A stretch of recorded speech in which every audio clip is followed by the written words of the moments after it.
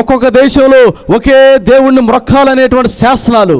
ఏ విధంగా అయితే షడ్రక్ మేషక్ అబేద్నెగోల దినాల్లో ఒక పెద్ద ప్రతిమ నుంచోబెట్టి దీన్ని మొక్కాలి అని బలవంతం చేయబడతారు, అలాంటి రోజులు క్రీస్తు విరోధి తీసుకువచ్చాడు. ఈరోజు అక్కడక్కడ మార్పులు జరుగుతూ ఉన్నాయి, మీరు చూస్తూ ఉన్నారు. మన ఆంధ్రాలో కానీ మన ఇండియాలో కానీ క్రైస్తవ మతాల మీద దాడులు జరుగుతూ ఉన్నాయి, సంఘాల మీద నాయకుల మీద దాడులు జరుగుతూ ఉన్నాయి. ఇదంతటికీ కారణం ఏంటో తెలుసా?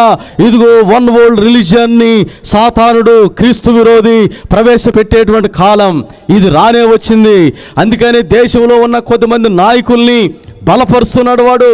పూర్తి మెజారిటీతో గెలుపొందుతున్నారు, పూర్తి అధికారంతో చేస్తూ ఉన్నారు. కారణం ఏంటో తెలుసా?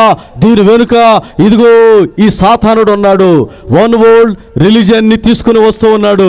ఇదిగో క్రొత్త దేవుడు నేనే దేవుణ్ణని అతడు పూజలు అందుకునేటువంటి కాలం వచ్చేసింది.